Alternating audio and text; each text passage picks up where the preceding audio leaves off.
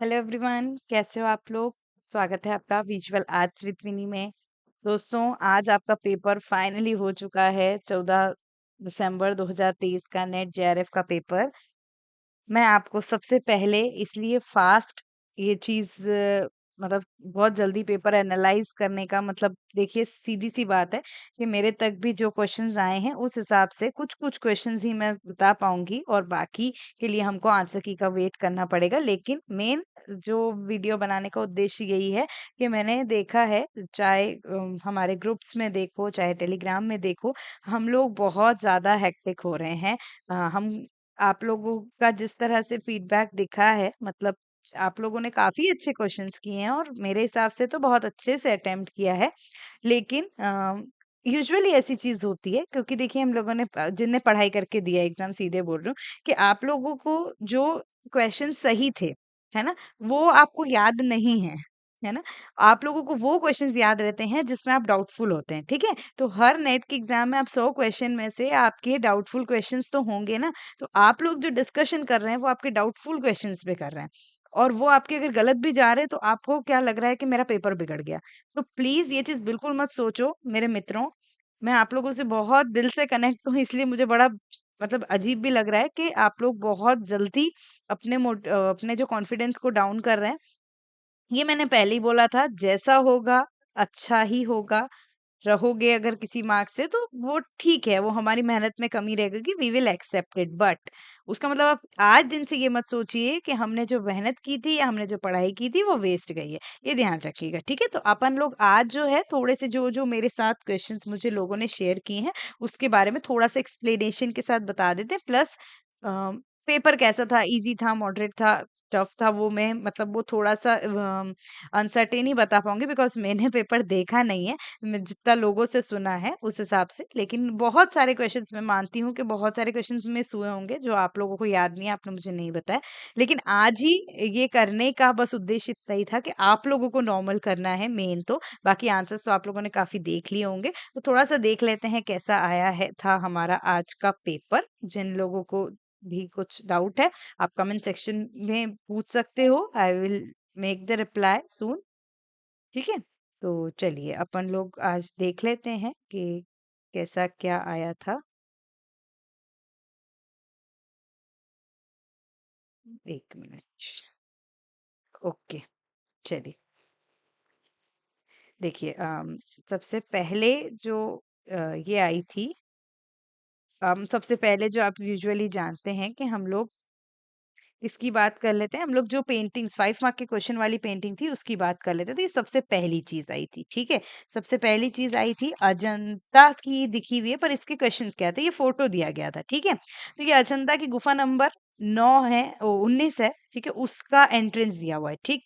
अब देखो आप लोगों को क्या देखना था इस चीज में, मैं आपको बताती हूँ। अगर नहीं भी पता है गुफा नंबर 19 है, क्योंकि देखो गुफा नंबर 19 बहुत अनकॉमन थी, नहीं पता रहता है, हमें भी नहीं पता रहेगा कि भाई ये ऐसे दिखती है, ठीक है। जो लाइव जाके देखे होंगे उन्हीं को पता होगा, बट कोई बात नहीं। आपको ये सबसे पहली चीज तो ये पहचानी कि यार बौद्ध धर्म से रिलेटेड है, इस तरह की गुफा एंट्रेंस है और अलग ही दिख रहा है अजंता आर्किटेक्चर, ठीक है, अलग ही दिख रहा है।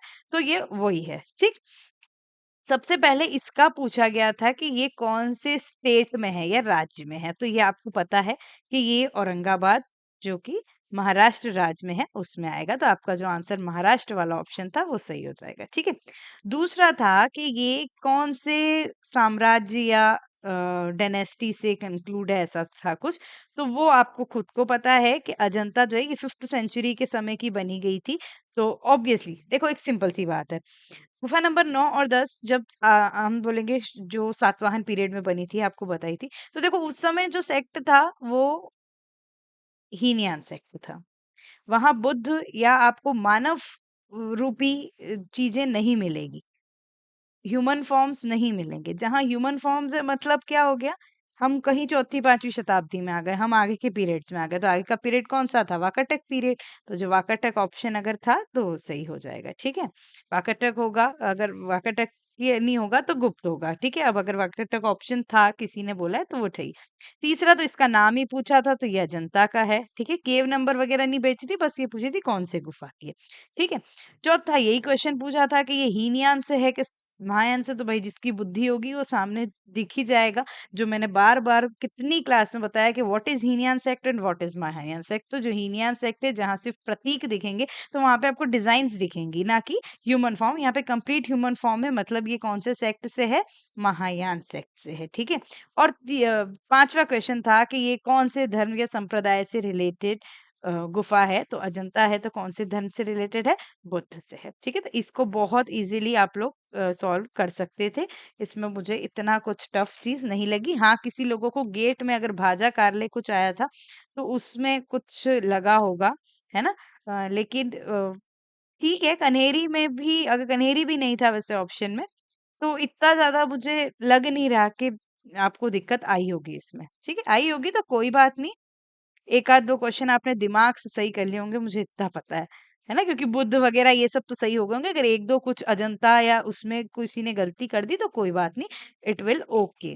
बिल्कुल रिलैक्स कीजिए खुद को, कोई बात नहीं। हमारे पास, हम छोड़ के गए थे कि हमारा, मैं बार बार बोल रही हूँ कि हमारा कोई 100 में से 100 लाने वाला क्वेश्चन पेपर ये नहीं है। ठीक, नेक्स्ट आई थी, ये पेंटिंग आई थी। इसके बारे में क्या-क्या पूछा गया था? 1 मिनट। इसके बारे में सबसे पहले इसका मीडियम पूछा। देखो, तो मीडियम से पहले मैं इसका आर्टिस्ट पूछा था, है ना? तो देखो, अब कोई बोलोगे कि हाँ, एकदम कॉमन पेंटिंग नहीं है। लेकिन यार स्टाइल साफ दिख रही है कि इस तरह की पेंटिंग्स किसने बनाई है। अगर आपने, मैं आपको बार-बार बोली कि मेन आर्टिस्ट को अच्छे से पढ़िए। कोई बड़ा नाम है तो आपको उनको अच्छे से उनका नेचर समझना है। तो साफ दिख रहा है, जितने 4 ऑप्शन थे मुझे याद नहीं है। किसी ने बताए थे अगर 4 नाम, मैं भूल भी चुकी। तो वो 4 नाम में से साफ दिख रहा था कि इस तरह की पेंटिंग इनके अलावा और कोई नहीं बना सकता। ठीक है? फिगरेटिव ही नहीं बना, इस तरह का बना ही नहीं सकता। तो कौन? सीधे-सीधे ये नंदलाल बोस की पेंटिंग है जो दिख रही है। ठीक है? उन्होंने बनाई है। ओके। नेक्स्ट इसका मीडियम पूछा था। अब देखो, जिसने ये देखी हो पेंटिंग या इस तरह की पेंटिंग देखी हो, तो आप खुद सोचिए, आपको इसमें वॉश इफेक्ट कहाँ से दिख रहा है? हमने बहुत सारा ऐसा प्रैक्टिकल नॉलेज या प्रैक्टिकल चीजों को डिस्कस किया है। आप लोग जानेंगे कि वॉश स्टाइल क्या होता है। वॉश स्टाइल क्या होता है, और ये सब चीजें हमने देखी है। तो ये ओपेक में है, ध्यान रखिए। और इससे भी ज्यादा आपको ये पता, तो मैंने बार बार बताया है कि नंदलाल बोस जो हैं, नियो बंगाल स्कूल के संस्थापक हैं। और नियो बंगाल स्कूल का मतलब यही था कि हम वॉश की जगह टेम्पेरा का यूज करेंगे। और ये कुछ वही इनकी 1935 के बाद की पेंटिंग है, मतलब ये टेम्पेरा है। इतनी सी बात है, और देख के समझ आ रहा है वॉश जो है, वॉश में ट्रांसपेरेंट इफेक्ट अलग ही दिखता है, और ये टेम्पेरा है जो आप नॉर्मल पोस्टर कलर्स और इनसे बनाते हैं। तो it is tempera medium. Okay, artist हो गया। और इनसे पूछा था ये किस आर्ट स्कूल से रिलेटेड है, तो ये तो बंगाल आर्ट स्कूल से है। इसमें भी देखिए, फिर बोलूंगी फिर बोलूंगी कि अगर आपको कंफ्यूजन भी होता आर्टिस्ट को लेके, आप बोल रहे हैं कि आप आर्टिस्ट को नहीं समझ पाए, अगर आपको आर्टिस्ट को लेके कंफ्यूजन भी हुआ, तो ये जो स्कूल, आर्ट स्कूल वाला क्वेश्चन था, वो आपको और क्लियर कर दे रहा था कि ये नंदलाल बोस ही है। ठीक है, और जो आर्टिस्ट थे, मेरे को आर्टिस्ट के नाम सॉरी भूल चुकी हूँ, लेकिन जो भी पता था कि उन आर्टिस्ट को आर्ट स्कूल से कैसे कनेक्ट करेंगे। ठीक है, गोपाल घोष थे शायद एक, तो गोपाल घोष को आप आप आर्ट स्कूल, आर्ट ग्रुप से कनेक्ट कर सकते हो, लेकिन आप आर्ट स्कूल के बारे में पूछा था, तो ये सीधी-सीधी चीज़ थी। ओके, फिर ये हो गया बंगाल आर्ट स्कूल से है, और पूछा है कि ये इसका नाम क्या है? तो नाम सीधी-सी बात है, राधा विरह पेंटिंग है। इतनी अनकॉमन भी नहीं है कि हमें ये नहीं पता हो। ठीक है, और आखिरी क्वेश्चन था इसका ही कि कहाँ पे प्लेस्ड है? तो ये national gallery of modern art new Delhi में प्लेस्ड है। ठीक है, तो इस तरह से ये 5-5 क्वेश्चन थे। मानती हूँ जितना इजी का एक्सपेक्टेशन था उतना इजी नहीं आया था ये। ये मेरे तरफ से भी आप ले लीजिए कि हाँ, जितना इजी का एक्सपेक्टेशन था उतना इजी ये 5 मार्क्स वाले क्वेश्चन नहीं आए थे। ठीक है, लेकिन फिर भी आप उसको थोड़ा-सा वही प्रेजेंस ऑफ माइंड से निकाल सकते थे। और एक एक दो दो क्वेश्चन अगर किसी के गलत भी हुआ तो कोई टेंशन करने की इस बात नहीं है, ठीक है। चलिए अब थोड़े से क्वेश्चंस को डिस्कस कर लेते हैं कौन कौन से आए थे। तो एक क्वेश्चन था कि दयाराम साहनी साहनी का संबंध किससे है, ठीक है। वो सेंटर्स आए थे, तो आपको मैंने बार बार बताया है, राय बहादुर दयाराम साहनी, जब आपको मोहनजोदाड़ो ये भी 1921 में इन्होंने हड़प्पा की खोज की थी। ओके, तो ये किससे संबंधित है? हड़प्पा से संबंधित है। नेक्स्ट आता है बिस्किट फायरिंग किससे संबंधित है, ठीक है।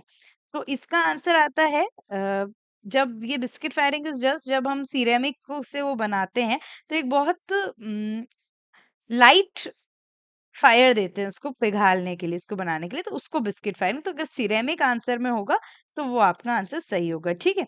और क्वेश्चन देखिए, जितने क्वेश्चन मिले हैं उस पे मैं बात कर रही हूँ, और हो सकता है मैं अभी भी आपको मैं बहुत आपको भी पता है कि बहुत सच्चे उस पे, मुझे ये कोई गारंटी देने की बात नहीं, बट हो सकता है कुछ वर्ड्स ऊपर नीचे हो गए हों। मुझे जैसे आंकड़े मिले मैं उस हिसाब से दे रही हूँ, मैंने पेपर नहीं देखा है, तो कुछ चीज़ गलती इसमें हो सकती है, तो आप अपना मोरल उससे भी डाउन मत कीजिएगा। बट हाँ, जो फिक्स क्वेश्चन है मैं उसी को ही पे ही बात करूँगी, जो मुझे भी क्लियर नहीं हुए हैं लोगों की तरफ से, मैं उससे लेके आपको कन्फ्यूजन में नहीं डालूँगी। ओके, अच्छा यूक्यूई का पूछा, एक यूक्यूई का क्वेश्चन आया था। तो यूक्यूई को मैंने आपको बार-बार इसके विषय वगैरह तो बता ही दिए, अगर विषय से रिलेटेड आया हो तो काबुकी एक्टर्स, सुमो रेसलर्स, ये सब आया है। और इसका मीनिंग पूछा था, तो मीनिंग इज़ जस्ट तैरते हुए। एज इट इज एक ऑप्शन कोई बोल रहा था कि एज इट इज वाला ऑप्शन आया था, तो एज इट इज नहीं होगा। ये हो सकता है कि एक सपनों का वो हो, या सपनों का वर्ल्ड हो, या तैरता हुआ वर्ल्ड। ओवरऑल जो इसका मतलब होता है वो होता है floating world. Okay, floating world. अब ये सीधी सी बात है, अगर ऐसा कुछ लिखा हुआ है तैरते हुआ वो, तो वही है आंसर। लेकिन सीधी सी बात है, जब हम अगर आपके उसमें ऑप्शन था, आपने यूक्यूई के बहुत पेंटिंग्स देखे हैं और उसमें मैंने बताया भी है, तो उसमें आप चाहे काबू के एक्टर्स को देख लो, चाहे सुमो रेसलर्स को देख लो, वो एक फ्लोटिंग हवा में तैरते हुए दिखते हैं। तो वो चीज जो है यूक्यूई का विषय का मतलब होता है। ओके, फिर और क्या था? एक बहुत ही, ये तो कॉमन है, आर्टिस्ट का मैं आपको इसलिए बोलती थी, देखिए ये चीज बिल्कुल मानी होगी आपने भी कि आर्टिस्ट का हम डिटेल इतनी पढ़ने की जरूरत नहीं है। आज नंदलाल बोस के बारे में अगर आया तो इतना तो हमको पता था कि वो इस आर्ट स्कूल से कनेक्ट थे, वो टेम्पेरा में काम करते थे, तो ये बहुत बेसिक था। लेकिन हम अगर डिटेल में सारे आर्टिस्ट के घुसते तो हमारे लिए कोई यूजफुल नहीं रहता। हमको जो देखना है वो हमको क्या देखना है, हमको उनका टाइमलाइन देखना है। तो ये वेस्टर्न आर्टिस्ट का टाइमलाइन आया था, वो बहुत इजी था। लियोनार्डो दा विंसी, ठीक है, और उससे छोटे जो थे माइकल एंजलियो, आपको ये सब समझा रखा है। फिर जो होते हैं राफेल होते हैं, और फिर जो आएंगे बात की पीरियड की, वो कैरेवेचियो है। तो ये चार नाम आए थे, इसको सीक्वेंस में देना था, ऐसा मुझे बताया गया है। ओके,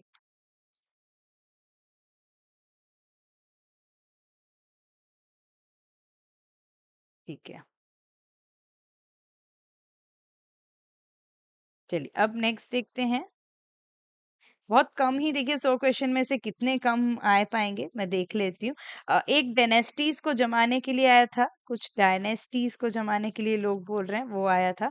तो देखिए मौर्य है, ये सब क्लियर ही होगा आपको। शुंग, सातवाहन, मुझे नहीं पता इनमें से क्या क्या आया था, आप लोग देख लेना।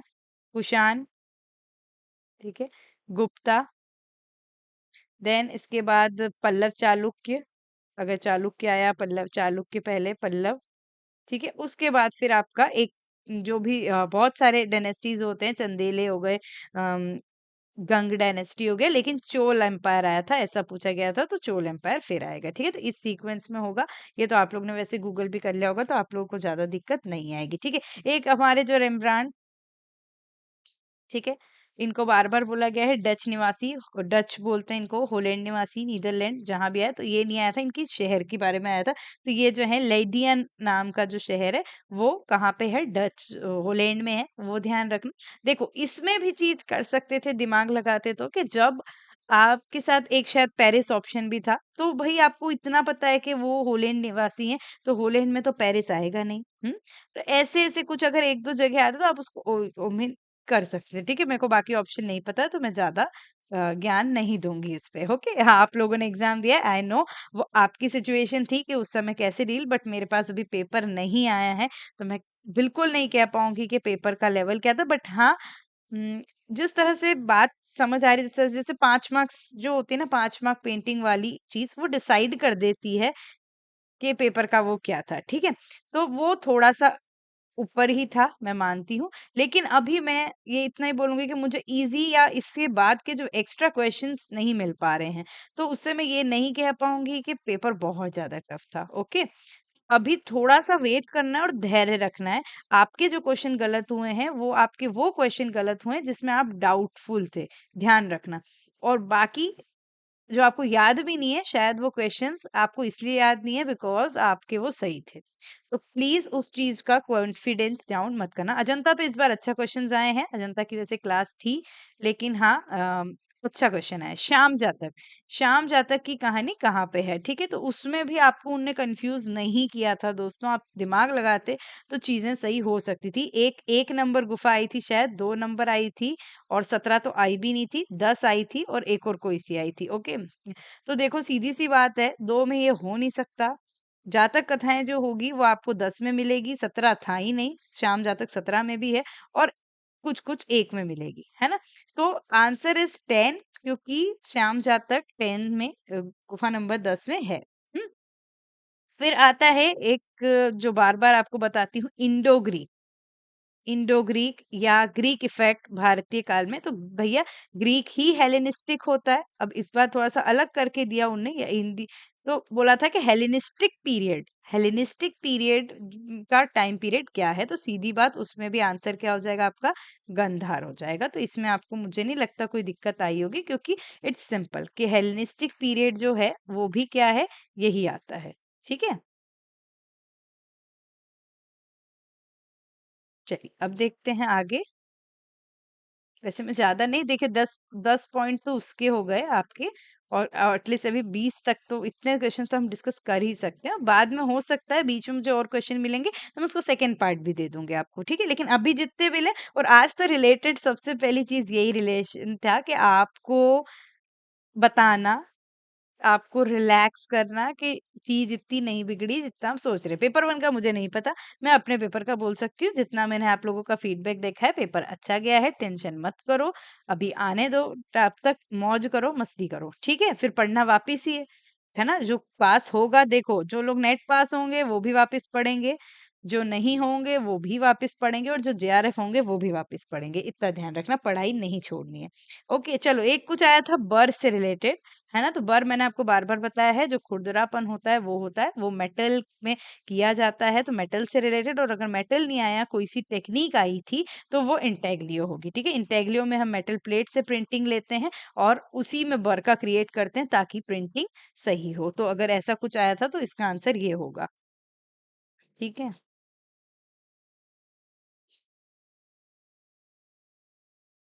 चलिए 10th नंबर देखते हैं, 10th नंबर पे क्या दिख रहा है मुझे?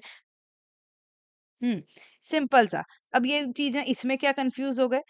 सेंट पीटर में रखी गई, पिएटा किसने बनाई है? अरे तो आपको पता नहीं है, जो पिएटा बनाई है, माइकल एंजेलो ने जो मेन पिएटा 23 साल की उम्र में बनाई थी, वो सेंट पीटर चर्च में ही रखी गई है, रोम में। तो वो सीधी-सी बात है, किसने बनाई है? माइकल एंजेलो ने। वो आपको कन्फ्यूज़ करने के लिए चीज़ें दे रहे हैं। तो माइकल एंजेलो जो आंसर था वो सही है आपका। ठीक है? तो उसमें कोई ऐसी कोई नई पिएटा नहीं है, और आपको भी पता है कि उनने कितनी पिएटा बनाई है, माइकल एंजेलो ने, तो आंसर वही आना चाहिए, तो उसमें कोई टेंशन की बात नहीं है, ठीक? फिर एक आया था कुछ, हाँ, अम, रस वाला आया था, तो 9 रस तो आपको पता है, श्रृंगार रस है और वो सारी जो करुण रस है, तो ये सब जो आप लोगों के 9 रस हैं, उसमें से जो कुछ भाव थे वो अलग हट जाएँगे और रस आंसर हो जाएँगे, ठीक? कौन से थे ये मुझे नहीं बता पाया कोई, एक ने बताया था, तो श्रृंगार रस आया था, है ना? तो उस हिसाब से वो आप एक रस वाला था, तो वो आई थिंक आप अगर नहीं भी है तो गूगल कीजिए, रस मिल जाएँगे 9, उसको मैं अभी नहीं लिखवा रही आपको, ठीक? फिर एक आया था द विस्टा करके, द विस्टा ऐसा कुछ पेंटिंग बोल रहे हैं, और इसके साथ ये बोला था कि द विस्टा जो ड्राई पॉइंट है, वो किसका है? ठीक है? द विस्टा ड्राई पॉइंट जो है, वो किसका है, ऐसा आया था। तो आज मैं आपको एक सिंपल सी चीज बोलना चाह रही हूँ। एक मिनट।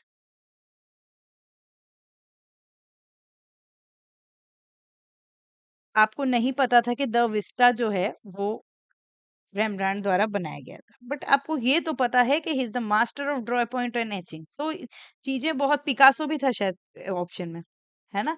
तो पिकासो को आप ड्राई पॉइंट से कैसे लेंगे?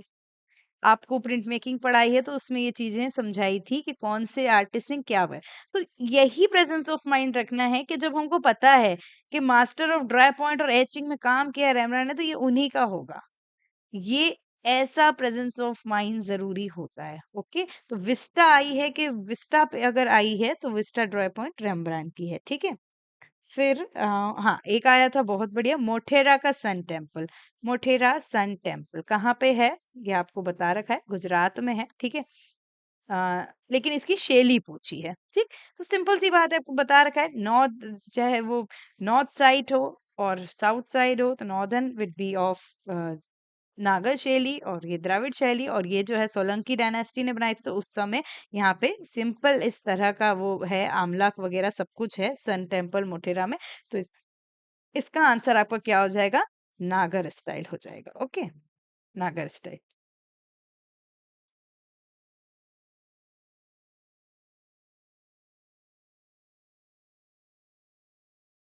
चलिए अभी देख लेते हैं। और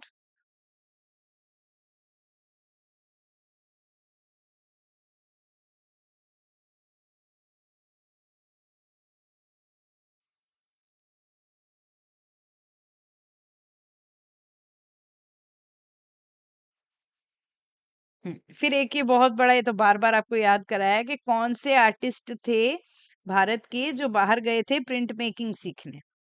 तो मैंने ये सब बताया था आपको कि 1915 में विचित्रा क्लब की स्थापना हुई।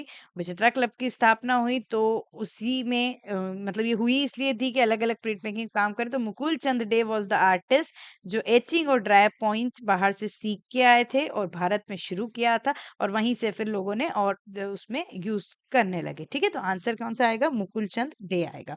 फिर एक क्वेश्चन आया था आपका, ये मैच द कॉलम में शायद कि कंदेरिया महादेव कहाँ है? ठीक है, कंदेरिया महादेव तो खजुराहो में है। ये मैच द कॉलम था। कैलाश टेम्पल कहाँ है? तो कैलाश टेम्पल आपका एलोरा में है। रथ मंडप कहाँ है? रथ मंडप तो ये आपका महाबलीपुरम में है। और एक अनंत वासुदेव टेम्पल आया था, अनंत वासुदेव टेम्पल, ये आपका भुवनेश्वर में है। ठीक, तो ये हमको उसका देख लेना है। ठीक, फिर देखते हैं, कुछ ही बचे हैं। डिचैम का वर्क आया था, मार्सेल डिचैम जो कि दादाइस्ट आर्टिस्ट है, उनका वर्क था। तो इसका एक टाइल्ड फील्ड जो आया था वो आपका जॉन मीरो का है, वो हटा के जो था वो सब उनका काम था, है ना? और काम वैसे आए थे, एक कॉफी मिल था, एक फाउंटेन था और एक और शायद कुछ था, कोई लोग बोल रहे हैं, तो वो उनका हो जाएगा। ठीक है? फिर कांगड़ा वाला आया था कि कांगड़ा के जो हरिचंद थे उन्होंने कहाँ से कुछ शुरुआत की थी। तो सिंपल सी बात है, हरिचंद है, कांगड़ा है, तो शुरुआत कहाँ से? तो आपको पता है कि वो आर्टिस्ट इधर से अलग हटके और गुलेर गुलेर से वो आके और उन्होंने कांगड़ा की स्थापना की थी। ठीक है? गुलेर वो दोनों भाइयों की बात थी। वो चले गए थे, उधर रह लिए थे, फिर वापस पलट के आए थे, तो वो अपने छोटे भाई को शासन को सौंप के और कांगड़ा बसाया था। तो गुलेर आंसर सही होगा इसका। ठीक है? एक कांथा टेक्सटाइल आया ही था, वो तो बार-बार आता है और आप लोगों को बहुत बार करवाया भी है कि कांथा कहाँ से रिलेटेड है, कांथा। तो कांथा कहाँ से रिलेटेड है? बंगाल, वेस्ट बंगाल से रिलेटेड है, ये आया था। वेस्ट बंगाल की फोक आर्ट है कांथा।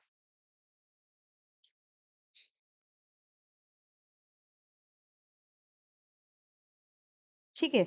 और एक और अब जो मुझे जितना मिला है ये लास्ट ही है, बाकी सब तो अभी आप लोग भी बताइएगा। हाँ, एक ये था कि बहुत सारी प्रिंट लेने के लिए क्या-क्या टेक्निक्स यूज होती हैं, ठीक है। तो देखो इसमें एक ऑफसेट था, ऑफसेट जो है ये भी आपका इंडस्ट्रियल पर्पस के लिए आपको बताया, रोटरी प्रिंट है तो वो ज्यादा के लिए यूज होता है। फ्लेक्सोग्राफी ये भी जो इंडस्ट्रियल पर्पस के लिए है, जो आपकी बैनर्स, वो जो आपकी पैकेट्स और इनमें जो प्रिंटिंग होती है वो फ्लेक्सोग्राफी होती है, ठीक है। एक था आपका लिथोग्राफी और दूसरा था आपका ग्रेव्योर। तो ग्रेव्योर भी एक इंडस्ट्रियल पर्पस के लिए, जो मैंने आपको इंटेग्लियो में पढ़ाया था, और ऑफसेट और फ्लेक्सोग्राफी लेटर प्रेस होता तो वो भी इसी में आता है। ये सब इंडस्ट्रियल पर्पस के लिए मतलब बल्क में होने वाले हैं, तो ये तीन का कॉम्बिनेशन सही होगा, लिथोग्राफी हट जाएगा, ठीक है, इसमें ये देखना। और एक और क्वेश्चन, हाँ एक और क्वेश्चन क्या आया था कि रिनाइसेंस मतलब पुनरुत्थान कालीन का कौन पेंटर नहीं है, नहीं है, ठीक है। पुनरुत्थान कार्य मतलब रिनाइसेंस का। तो देखिए इसका मैं सीधी सीधी बात बोलती हूँ कि चार कलाकार दिख रहे थे, चारों रिनाइसेंस के ही टाइम पीरियड के थे, ठीक है। रिनाइसेंस में या पुनरुत्थान में कोई प्रारंभिक और उच्च नहीं होता, वो पूरा होता है। अगर आज अली रिनाइसेंस का भी आर्टिस्ट है तो वो कंप्लीट रिनाइसेंस का है, ठीक है। आज आपके कौन कौन से नाम आए थे, एक तो थे बोटिसेली,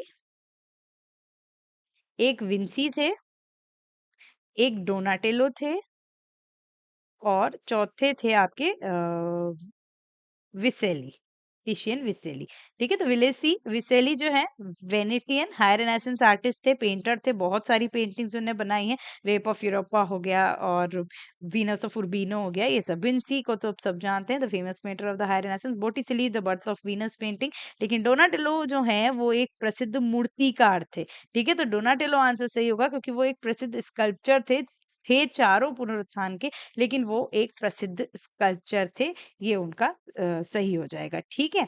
अब देखिए दोस्तों सिंपल सी बात है, इतने क्वेश्चंस तो अभी जितने मुझे मिले हैं वो आपको बताए हैं, ओके। अब एक फैक्ट है, ये ह्यूमन फैक्ट है, आप इस पे बिल्कुल दिमाग लगा के देखिएगा, अगर अभी अभी सो रहे हो या जो भी, कि आपको वही चीज याद रहती है जो आपको डाउट रहता है, जो आप क्लियर करके आते हो, जैसे कि वो आपको ढंग से याद नहीं रहती है। आपको जो चीज़ें अच्छी कर गए ना आपको क्वेश्चन, वो आपको याद नहीं है, इसलिए वो आपने मुझे नहीं बताया। आपको वही याद है जो हार्ड, तो सोचिए बस इतने पोर्शन ही हार्ड पोर्शन था, बाकी जो है वो हमारा सेफ साइड है। तो प्लीज़ बी कॉन्फिडेंट, अभी से ऐसे रोने की ज़रूरत नहीं है। अगर पेपर हार्ड होगा तो कट ऑफ कम जाएगा, अगर पेपर नॉर्मल होगा तो कट ऑफ अच्छा जाएगा, और तब आपने भी अच्छा किया होगा अगर आपने मेहनत की, या जो चीज़ें मैं कॉन्फिडेंस होके बोल सकती हूँ कि हाँ, जो चीज़ें आती आ रही है प्रीवियस ईयर में, अगर आपने वो पढ़ी है तो आपने सही से पढ़ा है तो आपको प्रॉब्लम नहीं आएगी, ठीक है। तो बस ये एनालाइज तो आप लोगों ने वैसे भी बहुत कर लिया है टेलीग्राम ग्रुप पर और सब पे, मुझे ग्रुप म्यूट करने की जरूरत पड़ गई थी, इतना बोले हो सब लोग। लेकिन बस उद्देश्य इतना था कि please be positive and wait for the result, अच्छे से वाइब्स में रहिए तो चीजें सही होगी।